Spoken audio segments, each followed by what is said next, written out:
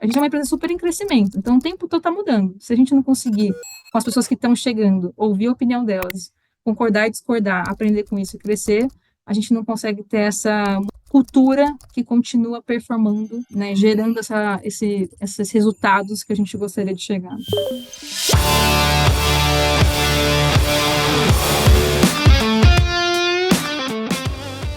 Olá, pessoas! Vocês estão ouvindo o Duda Math? Eu sou o Marcel Giraldini, founder e Chief Growth da Math Group. A gente vai, para variar, bater um papo sobre hoje montagem de times, growth, utilização de dados para fazer um banco crescer, mas de um jeito bem diferente. E para começar as diferenças do dia de hoje, na mesa com a gente, Vanderlei Costa. Desculpa, voltando. Na mesa com a gente, Vanderlei Correia. Não é mesmo, meu amigo?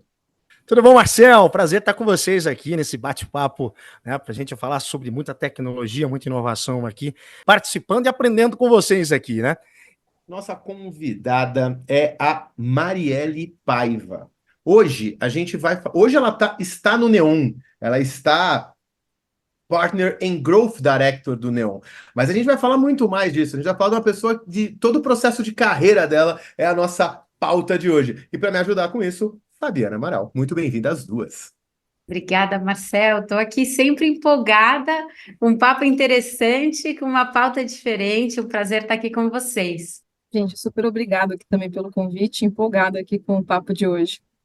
Muito bem, muito bem. Vamos lá, então. Já quero começar, já que falamos aí de novidade, desse papo interessante aqui, vamos conversar com a Marielle para falar um pouco da carreira dela, né? Você que fez uma mudança significativa, né, Marielle, na sua carreira, passando da área de engenharia para o marketing. Começando aí no setor financeiro, depois evoluiu para as mídias digitais, planejamento em empresas como Ambev, Red Ventures. O que motivou toda essa mudança? Conta pra gente. Vamos lá, foi uma jornada, né? Até começando com uma anedota, a minha irmã, ela de formação era, né, nasceu no marketing, fez publicidade de marketing, eu falava, não, eu não, eu gosto de engenharia, eu gosto de números, sei lá, não sei se é para mim, né? E aí você vê como é que as coisas mudam e você descobre que é super para você. Então eu comecei, fiz engenharia de fato, e achava que essa era a profissão, né, que me caberia no futuro. E acho que com o tempo você vai descobrir, a gente é muito novo, né, quando a gente escolhe a faculdade, né? Mas aí quando a gente vai para o mercado de trabalho, a gente vai descobrindo efetivamente o que a gente gosta e não gosta. E quando eu estava na Ambev, eu tive a oportunidade de trabalhar com o time de marketing, então eu trabalhava na época com sourcing, compras, mas eu ajudava muito dentro do orçamento de marketing como fazer melhores investimentos e otimizar, né, aquela verba gigantesca da Ambev em marketing. Eu achei que aquilo gerava muito mais impacto no negócio e eu me divertia muito mais fazendo aquilo, talvez do que o que eu efetivamente tinha começado. E aí, com isso, acabou também surgindo uma outra oportunidade de trabalhar com marketing digital na Red Ventures. Daqui a pouco, acho que eu consigo também detalhar um pouquinho melhor ali. Ele basicamente, a Red Ventures trabalhava com grandes conglomerados para ajudar eles a venderem mais digitalmente. Eu achei aquilo super legal, me empolguei e fui de cabeça. E foi assim que eu comecei minha mudança. Marielle, assim, é uma mudança radical, né, de engenharia para marketing. Quais as habilidades, o que você sente que dessa sua formação de engenharia você conseguiu e foi bastante valioso nessa transação para o marketing? Eu acho que eu acabei entrando no marketing também numa época que ele se digitalizou muito, né? E o digital ele gerou um volume de informações enorme, então começou a ter muito dado e muita informação. E quem conseguia, acho que aliar essas informações que você obtinha dos dados, também com a questão da emoção, criatividade, que é natural do marketing, eu acho que começou a se dar bem. Eu acho que foi um pouco esse caminho que eu descobri que eu era muito boa, sabe aquela coisa que talvez você não é tão boa de um lado, tão boa do outro, mas quando combina as duas coisas você fica bom. Então, o que eu gostei, que acabou apresentando como um diferencial para mim, foi muito essa junção do digital. Acho que o digital veio muito forte para mim. E é ali que eu acho que eu floresci minhas habilidades, né? Então, acho que e o que eu acho que um engenheiro consegue trazer muito bem para o mundo do marketing, e hoje em dia tem vários engenheiros no meu time, é que tem muito engenheiro criativo também, né? Muita gente foi parar com engenharia, mas é muito criativa e também não tinha muito como expressar esse lado. Mas também tem esse lado de gostar de analisar dados, de estrutura, que o digital trouxe muito forte, que você conseguir aliar as duas coisas, acho que acaba sendo uma fortaleza para quem consegue combinar esses dois mundos. A gente teve um sócio aqui no Brasil, o Lucas Ferreira, que depois foi abrir nossa operação lá em Portugal, e ele falava uma frase que eu adorava. Falava, cara, assim, o nós do marketing hoje é muito plural. O nós do marketing é o cara de venda, o nós do marketing é o web designer, é o engenheiro, é o estatístico, é o psicólogo, porque agora a gente está vendo como é que, né, psicologia das cores, neuromarketing, já tem, agora LGPD, o nós do marketing tem o jurista dentro, né, um advogado na conversa. E acho que isso é muito legal. Mas o outro lado que eu acho bastante interessante, é que a gente fala assim, é do criativo. De vez em quando as pessoas, por que não tem aquela criatividade da comunicação disruptiva, acha que não são criativos. Eu sempre achei isso muito ruim, porque eu originalmente venho de código, né? Eu me formei como análise de sistemas. E, cara, você tem mil e uma formas de desenvolver um código, né? Também é uma ação de criatividade. Eu acho que um ponto interessante que eu queria perguntar, e por isso que eu falei do nós do marketing, você era o engenheiro nós do marketing que entrou para falar de números. Mas nos nossos papos hoje em dia já não tá mais isso também.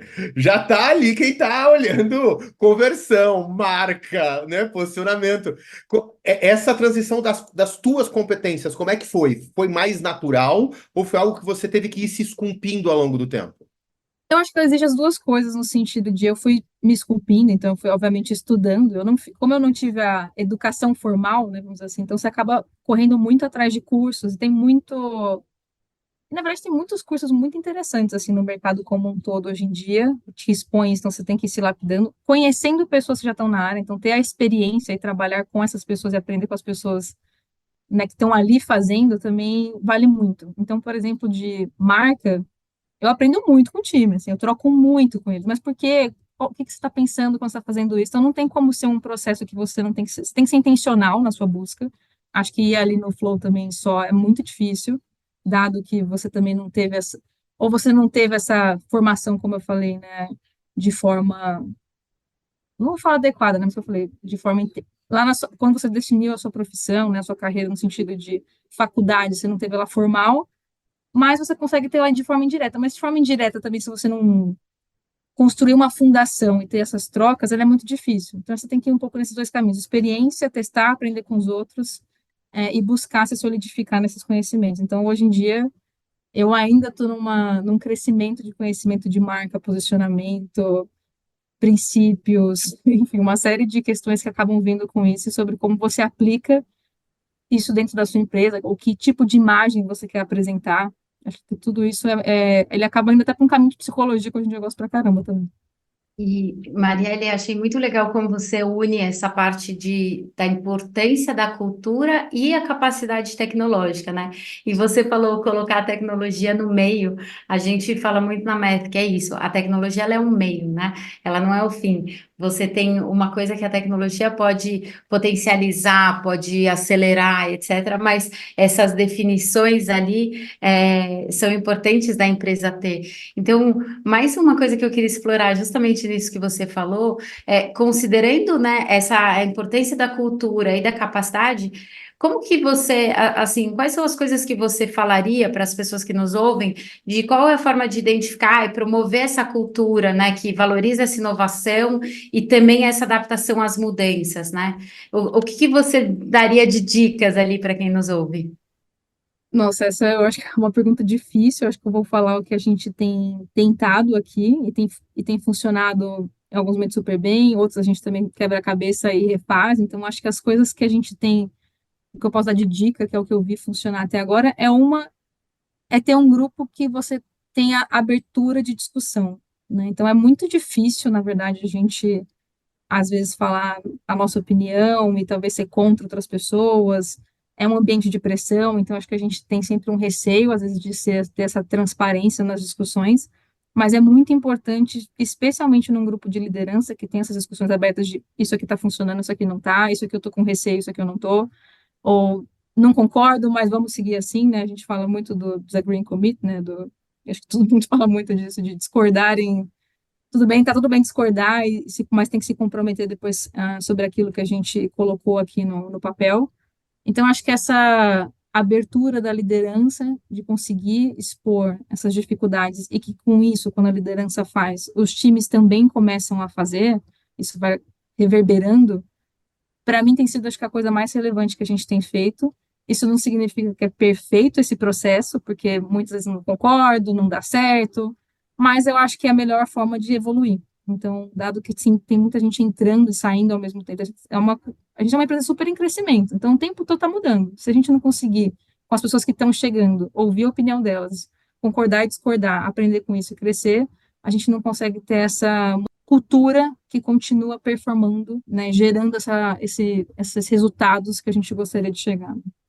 Marielle, olhando para a nossa operação mesmo, a gente também tem 700% de crescimento em 3 anos, então também é bastante, para o nosso tamanho, a gente também é bastante grande, mas óbvio, vocês são muito maiores, e alguns clientes que a gente está, que tem muita gente entrando, principalmente nas operações de digital, nas operações de novos produtos e tudo mais, eu particularmente acho que tem um ritual que é fator crítico para a coisa funcionar, que são as dailies.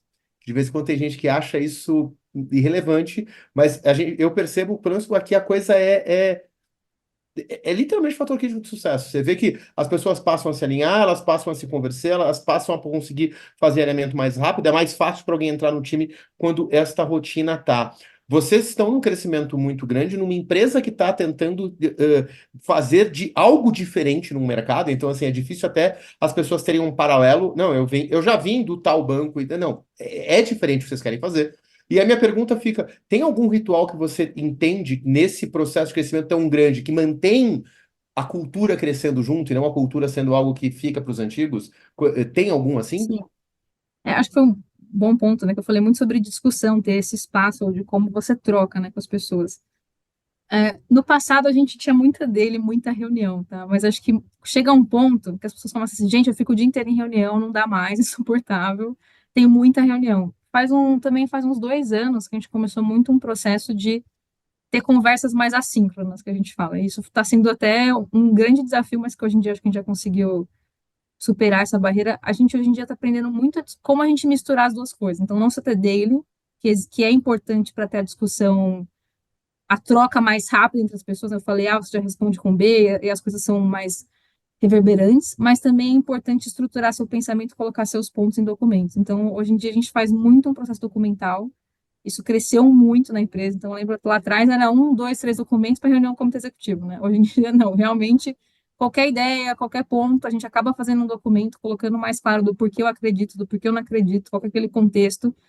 E aí também entra muito a questão de você conseguir cada vez mais estruturar a sua comunicação e ir atrás da informação dos dados também, para não ficar naquela coisa do achismo. Também acho que muita gente comentava, dependendo do perfil das pessoas, pode não incentivar algumas pessoas a se comunicarem, né? Para algumas pessoas se expor numa reunião falando aqui pode ser super complicado.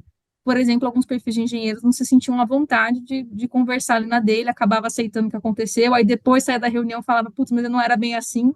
Então, as decisões acabavam sendo muito posteriores à dele ou à reunião presencial, o que era ruim. Então, dificultava essa troca ou esse conflito, né, que eu comentei. Em documentos, eu acho que o conflito ali por comentário ele fica um pouco mais explícito.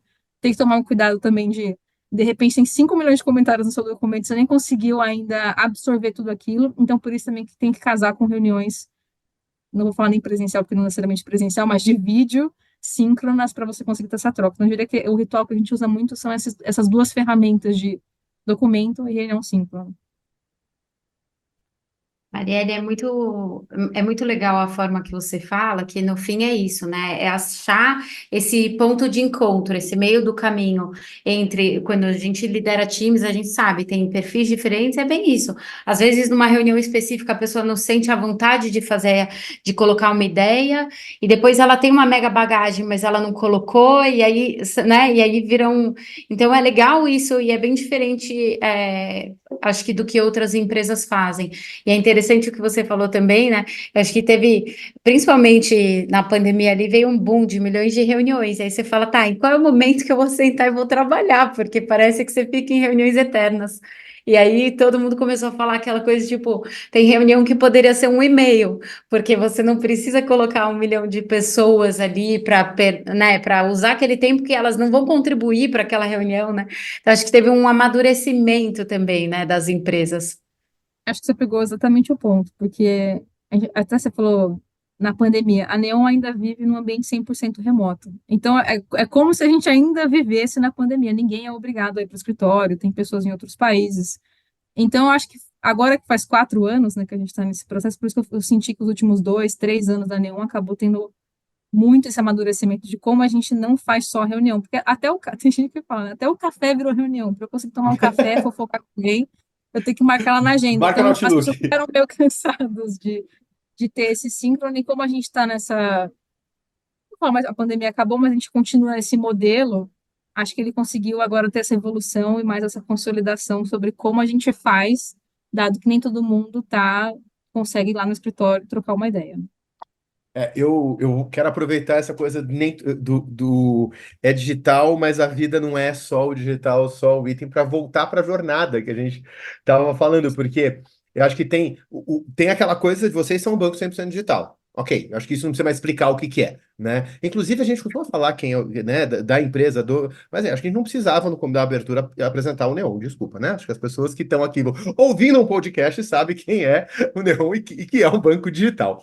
Mas vencendo isso, você está ali no dia a dia que você precisa de tecnologia até para conseguir chegar nesse time, mas a tecnologia ela tem que estar cada vez mais casada com um cara que não é só digital e muitas vezes não é obrigatoriamente um nativo digital, porque vocês não são um banco apenas para o hype, né? Pelo contrário, é um banco ali para pegar brasileiros do Brasil inteiro. Como é que o teu processo de criação de produtos de régua e tudo mais consegue levar tanto usar a tecnologia não de forma que a gente fez de vez em quando, né? A pessoa pega um produto melhor e vira um spammer melhor. Então, usar a tecnologia de forma a ela te ajudar e não ela ser um hipercomunicador irrelevante para o teu cliente, ao mesmo tempo que você sabe em momentos que, olha, isso não é tecnologia, isso aqui a gente precisa de um conteúdo mais refinado para explicar, aqui a gente precisa desenhar de outra forma porque o cliente é diferente. Como é que você pondera isso no teu dia a dia? Até te ouvindo falar, eu acho que essa questão de bombardear, né, o cliente tem muito a ver, na verdade, você falou a palavra tecnologia, mas acho que eu vou ser mais específica, que eu acho que tem a ver com estruturação de dados e como utilizar a informação correta no momento certo. Muita gente fala isso, mas acho que o principal ponto, quando você fala de pensar em produtos, então você vai pensar muito na jornada, você vai botar seu cliente no centro, como todo mundo vai falar, vai pensar muito nas dores, o que ele gostaria, o que ele não gostaria. O que ele faz ele querer seu produto e o que faz ele não querer o seu produto. A gente esquece, às vezes, dessa outra ponta, né? Então, você pensando com esse framework do que faz ele querer, do que ele não querer, quais são as etapas que ele vai passar, né? Então, efetivamente, ele vai passar por essa etapa, por aquela etapa. O que pode acontecer de bom, o que pode acontecer de ruim nesses momentos? Inclusive, desde pensar, deu sucesso, que eu acho que é a primeira mensagem que todo mundo pensa, e como você já falou, agora que você conseguiu a sua conta aprovada, já contrata não sei o quê, contrata não sei o quê, mas também se falhou naquele momento, teve uma indisponibilidade, qualquer mensagem que vai aparecer, né? As mensagens de erro também são super importantes. Então, quando você pensa na jornada dele como um todo, o que pode dar certo, pode dar errado, o que ele quer, o que ele não quer. E aí você consegue também estruturar os seus dados para conseguir criar esses gatilhos, né, que a gente fala muito, não, os triggers, os gatilhos daquele momento da comunicação é super importante. E uma coisa que cada vez também tem crescido de dificuldade e que é mais relevante também nesse mundo tecnológico é conseguir estruturar a informação, conseguir estruturar seus dados para que as ferramentas que existem hoje consigam usar essas informações que são só suas, né? Então, eu penso muito, muito, muito nessa jornada, nesse que eu falei, nesse framework de o que é bom, o que é ruim, porque ele quer, porque ele não quer, onde vai estar essa informação armazenada do que foi ruim, do que foi bom, e como a gente pode utilizar essa informação e com quais plataformas, seja ela para mandar um e-mail, a gente quer mandar um push, né, sei lá, um SMS, agora o WhatsApp também, né, você manda mensagem de WhatsApp dependendo do ponto que a pessoa está, um banner em app, então, tem várias situações. Qual que vai ser a próxima jornada que ele vai, dependendo do que acontece aqui. Então, acho que tem várias situações que você tem que pensar realmente como um usuário, mas não só pensando no caminho feliz. Acho que esse é o principal ponto. E Marielle, o público de vocês é o brasileiro trabalhador, né? Então, até na linha do que o Marcel falou, a gente está falando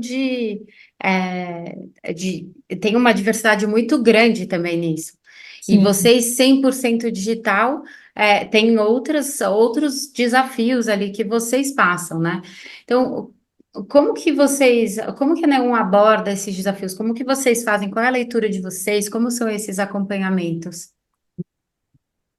A gente até fala, né? Quanto maior a quantidade, quanto mais divergente seu público mais ele necessitar de um serviço mais barato, mais você precisa de tecnologia. porque a tecnologia é a única coisa que vai conseguir fazer com que a gente provê o melhor serviço mais barato.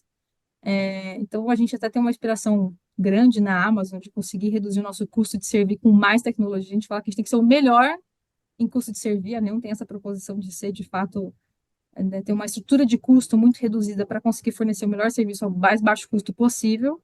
Então, a gente quer ter a melhor tecnologia necessária, né? Então, nosso CTO fala muito isso, que ele veio para cá, porque ele sabia que não precisava de tecnologia, senão não ia funcionar. Então, com isso em mente, eu acho que a gente coloca a tecnologia também muito no centro sobre como a gente vai conseguir usar para escalar as coisas que a gente precisa. Não dá para fazer só para um cliente, a gente precisa fazer para 1.000, 1 milhão, 20 milhões, 100 milhões. E também não é só para um device, né? Você falou sobre a Neon trabalhar para o brasileiro trabalhador. Putz, quantos tipos de celulares hoje em dia existem? E tem que funcionar bem para todos os tipos, né? Do iPhone ao Android, ao Xiaomi, sei lá, o que vai ter aqui pela frente. Então, celulares que têm plataformas mais simplificadas, que até só funciona quase o browser, outras que têm um pouco mais de memória. Então, mas também não dá para ser um celular que ocupa a memória inteira do cliente. Tem que ser um celular desculpa, um aplicativo muito simples, leve, mas que consiga entregar tudo isso. Até a gente está lançando, inclusive, um novo app e a gente mapeou o tamanho de todos os apps do mercado para a gente conseguir ser um app super leve para esse cliente, né? A gente ainda está trabalhando nesse app, tá, gente? Desse novo app, mas acho que a gente tem uma preocupação muito grande em conseguir servir, né, todas as pessoas, todo tipo de brasileiro trabalhador com tecnologia a muito baixo custo, tá? Eu vou pedir licença aqui para fazer meu momento professor. Que tu acabou de trazer uma coisa que quem está ouvindo pode parecer despercebido, mas é aquela coisa que uma aula de estratégia, sabe? Quase que aplicada. Se a pessoa pensar em estratégia aplicada, foi o que você acabou de mostrar para todo mundo. O CTO falou que ele veio para né, criar um ambiente de menor custo de servir. Então, vocês têm que ser uma empresa de tecnologia acima de apenas um banco. Né? E apenas eu fiz aspas no ar, tá? Para quem não está nos assistindo, que é todo mundo, porque a gente só grava áudio. Mas e daí, vamos lançar um novo app. Legal, gente. Se vocês viram que o novo app já saiu, nós estamos gravando no dia 2 de maio, tá? Então, se por acaso já tiver um novo app, é deste app que ele está falando quando você estiver ouvindo o podcast. Mas você foi verificar o tamanho dos outros apps para garantir que você fosse algo menor e performático e tinha que caber naquele volume. Isso é o que a gente gosta de chamar, quando você está falando de estratégia ou de organização, a gente está falando ali do imperativo, né? É parte da missão colocada em prática. Né? É quase um OKR. Não, eu tenho que ter uma. E pegando de novo a Amazon como exemplo, o Bezos não me dá evidência, me dá evidência, me dá evidência. Nenhuma ideia chegava no Bezos se ela não viesse acompanhada da evidência que gerou a ideia. E eu achei maravilhoso agora esse teu ponto, porque é como, de vez em quando o pessoal fala lá no board algo e não dá para tangibilizar. Olha quanto é tangível. Quantos megabytes pode ter o meu aplicativo? Extremamente tangível. Aí está o desafio de engenharia. A gente falou da engenharia não ser criativa. Olha o baita desafio de engenharia de software agora. Tem que ficar menos do que isso e tem que ser bom. Desculpa o parênteses grande aqui, gente, mas é que às vezes eu não me aguento. Mas foi muito bom. Muito obrigado, Marielle, pelo insight a todos agora. Só deixa eu aproveitar. Já que a gente entrou em tecnologia, eu quero te fazer uma pergunta sobre personalização. E aí eu vou usar, eu vou orientar para onde eu gostaria de saber se vocês já estão usando. E aí você já sabe sobre o que eu estou falando, né? Todos os softwares, classes demográficas e psicodemográficas diferentíssimas que vocês trabalham, né? Vocês querem ser um banco para muita gente. Personalização é necessária, personalização é cara, principalmente das partes criativas de peças. Vocês já começaram a usar a AI generativa para fazer hiperpersonalização? Ou ainda está só no lab? Como é que está isso? Não, a gente está discutindo bastante, até inclusive, recentemente a gente acabou de formar um time focado, né? A gente contratou uma série de engenheiros focado em inteligência artificial, e eles estão justamente buscando casos para a gente conseguir explorar mais a fundo, voltados para a comunicação, que é onde a gente acredita que tem a maior oportunidade. E aí, comunicação aqui vai desde atendimento, chatbot, CRM, né, que a gente vai falar aqui então, push notification, e-mail, E também CRM, né, INEP também, a jornada INEP, como ela muda. Então, tem um esforço grande agora, na verdade, é uma aposta que nossa também, como todo mundo está fazendo, de conseguir descobrir oportunidades. Acho que a gente ainda está muito experimentando, mas a gente está, como eu falei, acho que a gente tem um time bem acima da média aqui de tecnologia, então eu acredito que a gente vai rampar rápido nesse sentido, e ainda mais com esse time agora mais parrudo formado. E acho que a gente tem alguns experimentos ainda rodando, acho que em especial onde a gente está vendo já maior aplicabilidade, que a gente está conseguindo já colocar no dia a dia, na rotina, na operação, é muito em atendimento. Porque o que a gente mais quer, o que a gente sente muito e muitos clientes falam é: eu quero resolver minha vida sozinho, né? Todo mundo aqui adora entrar no celular e conseguir resolver tudo sozinho. Ninguém quer ficar mais ligando, falando com ninguém. Ah, nossa, não consigo fazer tal operação, me ajuda aqui. Como é que a gente consegue cada vez mais facilitar, né, esse processo das pessoas conseguirem se resolver mais sozinhas? E a gente sente que a gente ainda tem uma boa oportunidade, mas que a gente está conseguindo entregar essa experiência melhor dentro do nosso, especialmente do nosso chatbot dentro do aplicativo, que é o atendimento, não é o atendimento humano, né? Então, o autosserviço que a gente chama.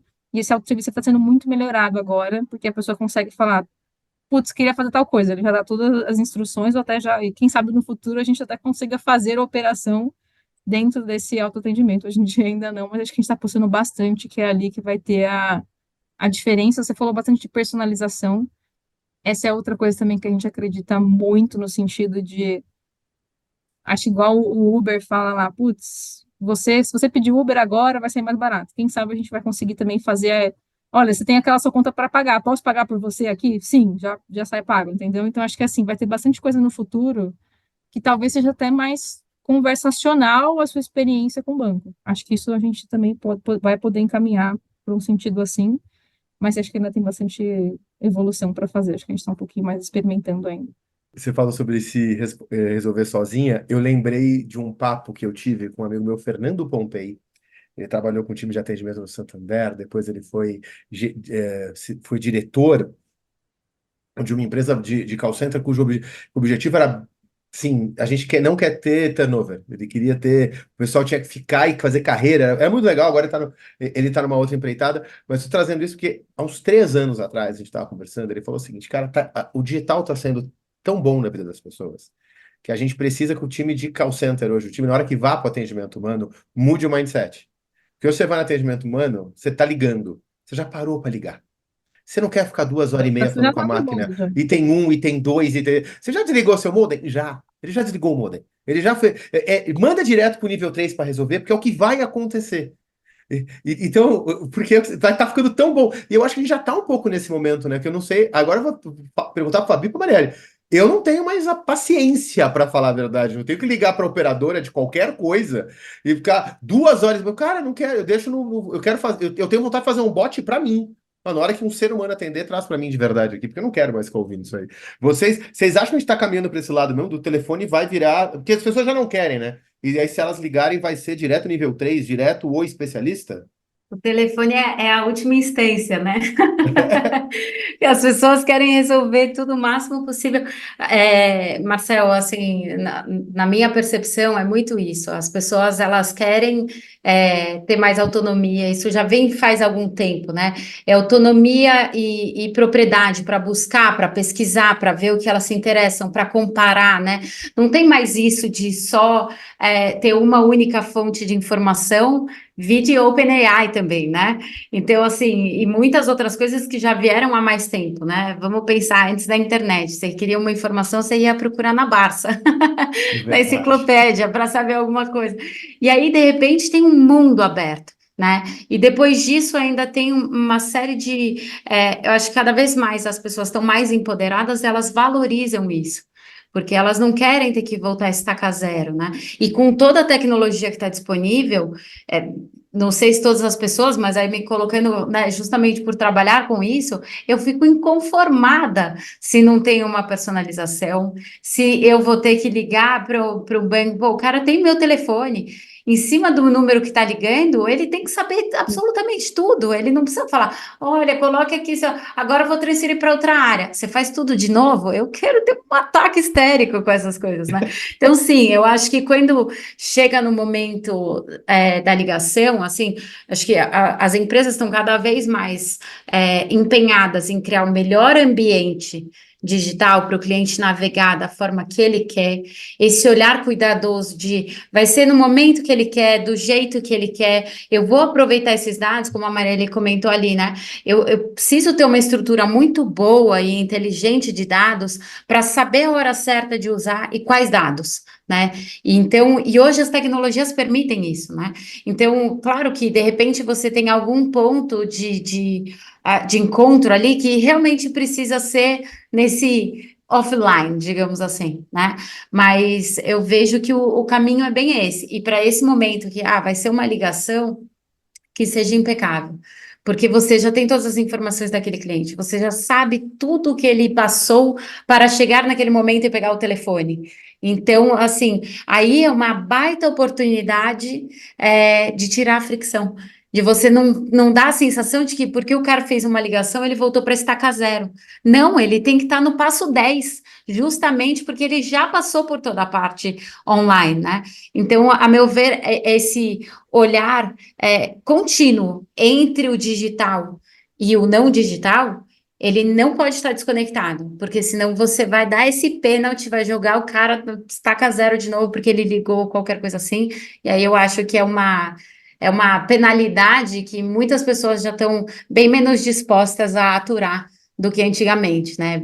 Estão menos dispostas a esse tipo de falha, de falta de atenção, acho. E você, Total, Marielle, o que você acha? não, total. Eu talvez até eu vou fazer meu ponto e meu contraponto, né? Então, eu acho de novo vai depender do problema também, tá? Acho que quando a gente pensa em situações que você sabe que você consegue resolver de forma muito rápida e que você está frustrado que você não conseguiu e precisa de um atendimento para resolver, esse é o que você quer mais rápido. Mas também, só para fazer o contraponto, por que eu também não acho que vai acabar, né, as comunicações, vou falar telefone offline até, não sei por quê, mas telefone offline, enfim, ou ter contato com o ser humano, porque também tem vezes que a gente tem dúvidas, e tem dúvidas que a gente quer que alguém tenha paciência, senta com a gente e resolva, especialmente quando talvez são produtos mais complexos, né? E querendo ou não, o banco tem serviços e produtos mais difíceis, e também tem esse contraponto de às vezes eu quero conversar com alguém, então acho que você vai ter que sempre alinhar um pouco as duas coisas, de não tem como acabar com um e ter só um ou ter só outro, mas acho que vai de novo no ponto da personalização. Cada um tem uma vontade, ou cada um tem um momento em que precisa e tem um momento que não precisa. Quanto mais a gente conseguir antecipar qual que é esse momento, e cada usuário vai dando esses rastros, né, para a gente, essas migalhas de pão ali pela forma como ele utiliza ou pelo que ele quer, a gente vai conseguir acertar mais qual que é o ponto que ele precisa, né? Eu quero falar com alguém, ou realmente não quero, me ajuda a resolver aqui tudo sozinho. Eu sou da que prefere tudo sozinho, se eu puder ter menos contato possível é melhor, então eu adoro isso. Mas também tem pessoas que, nossa, preferem ligar, né? Eu falo, até o exemplo de pedir pizza, eu vou dar um exemplo claro. Eu, se você puder, nossa, adoro, não falei com ninguém para pedir pizza. Tem gente, né, da minha família, enfim, que ainda prefere, não, eu prefiro ligar, né? É tão mais fácil.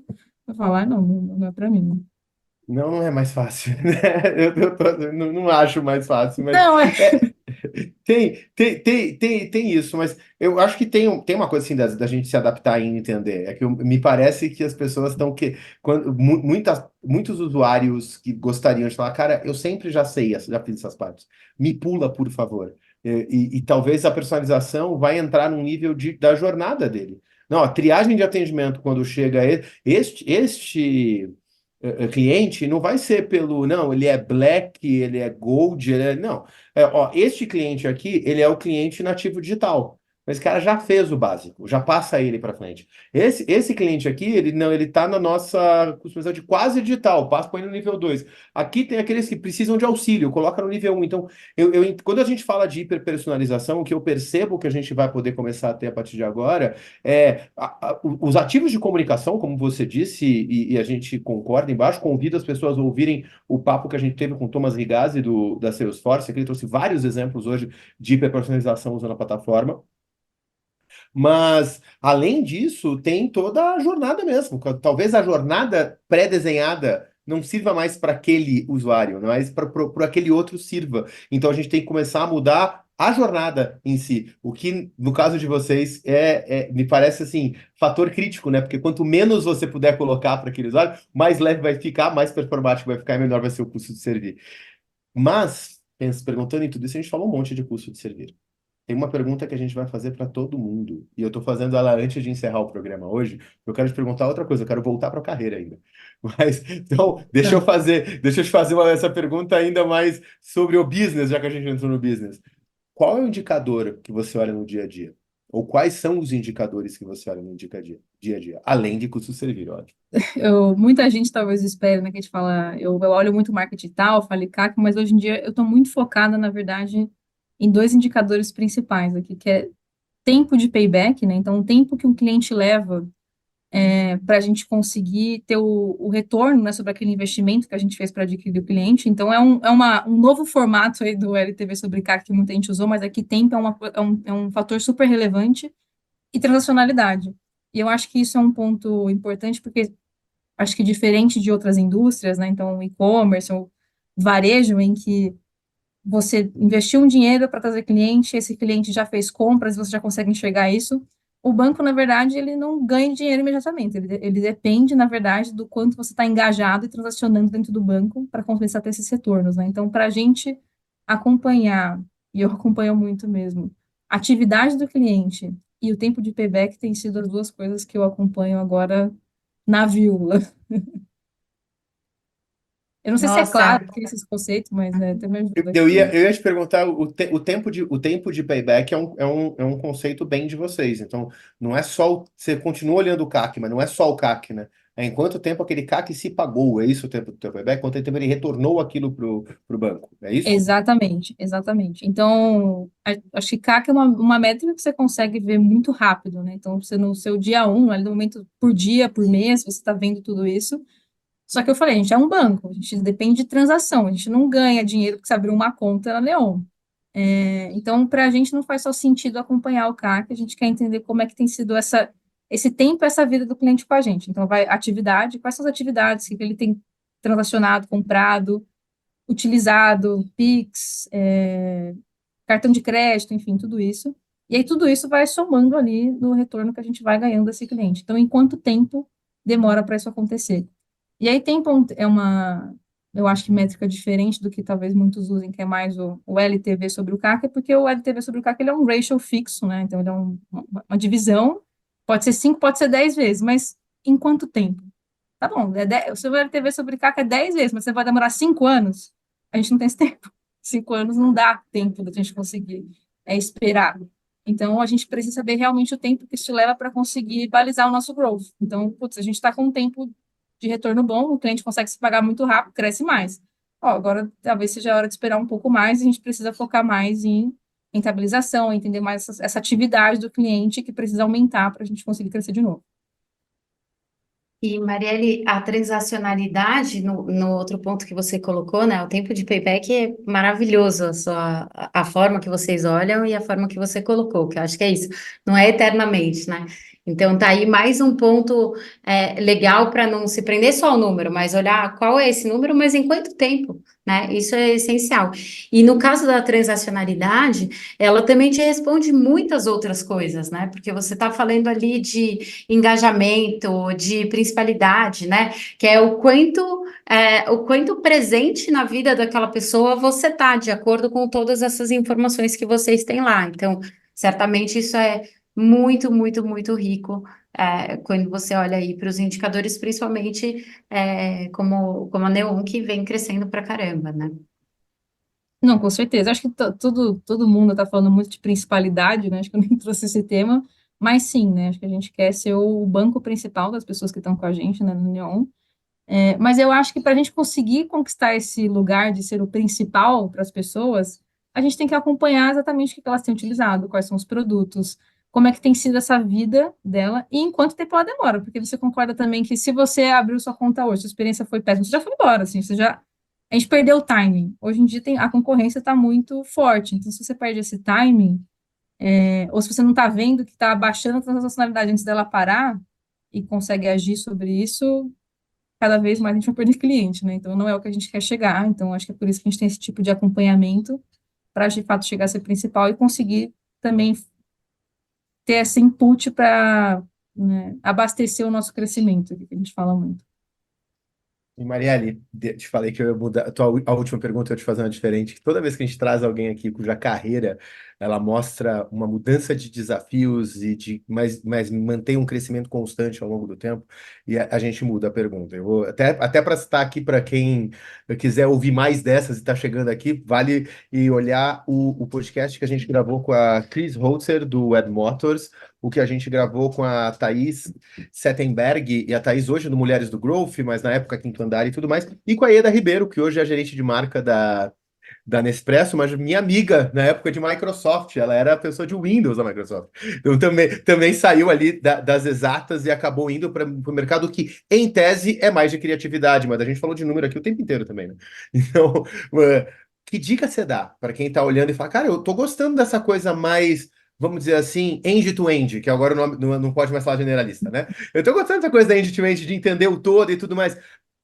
Que dica você dá para quem quer entrar nisso, para começar a se formar nesse modelo? Já que você disse que você se esculpiu na primeira pergunta que eu fiz. Bom, acho que você tem que realmente buscar ser intencional na sua educação, e quando eu falo isso, não é fazer pós, tá? Não é um super investimento. Tem vários cursos legais aqui, não sei se a gente pode falar, mas depois eu acho que eu passo alguns nomes dentro do podcast, mas, enfim, tem muito curso bacana que dá para fazer, alguns pagos, outros gratuitos, mas eu incentivo, sim, você conseguir ter algum tipo de estudo para aprender um pouco o linguajar, sabe? Aquela coisa de como eu me comunico com as pessoas que estão nessa área, né?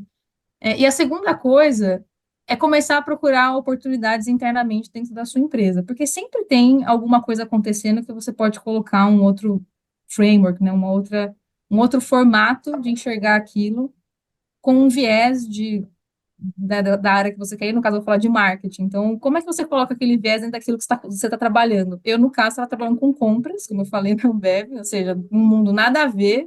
A Ambev é conhecida por compras, mas não por marketing digital, vamos falar a verdade. E aí, na época, eu acabei entrando nisso e comecei a entender, e era uma coisa super pequena. Imagina que a Ambev tinha mais de 15 marcas, e o que a gente estava tentando fazer é, como que eu compro Facebook mais barato? Era nesse nível.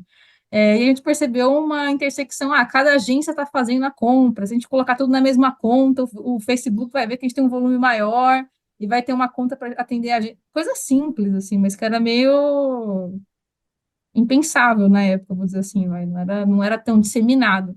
Então, acho que sempre tem uma oportunidade onde você está, só que você tem que também falar para as pessoas que você tem essa vontade e começar a estudar um pouco, porque senão você também fica muito perdido, nem como começar a aplicar, porque é muito início. Então, você tem que estudar ali, conseguir ter esse linguajar para ir cavando essas oportunidades internamente. Marielle, a gente poderia seguir mais uma hora de conversa aqui, mas a gente vai ter que encerrar. Então, eu quero te agradecer muito, muito, muito pelo papo. Foi muito legal. Acho que tem vários ensinamentos para quem nos ouve, da forma que vocês estão fazendo acontecer aí. Então, obrigada por compartilhar com a gente. E quero te perguntar qual a melhor forma das pessoas que querem seguir aí, te seguir ou continuar te acompanhando. Quais são as redes sociais? Bom, eu acho que LinkedIn, né, acaba sendo para mim profissionalmente a principal rede. Então, né, Marielle Paiva, ali você pode me seguir. E também entrar em contato, tá? Acho que muita gente também manda mensagem, inbox, eu super respondo, pode ficar à vontade. Eu diria que é a principal mesmo. E, gente, queria também agradecer aqui o bate-papo, Fabi, Marcel, Vanderlei, acho que foi super legal também ouvir as perguntas de vocês, né? Acho que até é curioso também para mim ouvir o que é diferente, o que não é diferente na visão de vocês. A gente acaba ficando tão inserido no mundo da nossa, da Neon, da minha própria empresa, que a gente perde um pouco, às vezes até o que é o diferente para os outros do que a gente está fazendo. Então foi super legal para mim também. Obrigado, Marielle, de verdade obrigado. E eu vou deixar uma dica de formação, e dessa vez não é um curso meu, apesar que meu curso está começando de novo na FIA, entra no meu, tá lá no meu link Twitter e Instagram, quem quiser fazer, mas eu vou deixar o link aqui do Explorer.globo. Então, eu adorei a tua frase, né, sobre ser intencional no aprendizado, e essa é uma AI que faz isso. Você pede para ela, eu quero aprender tal coisa, ela monta um calendário, um cardápio de coisas que tem gratuitas, já montado por capítulo, para você estudar. Vou deixar o link aqui para quem quiser. Mais uma vez, obrigado e valeu!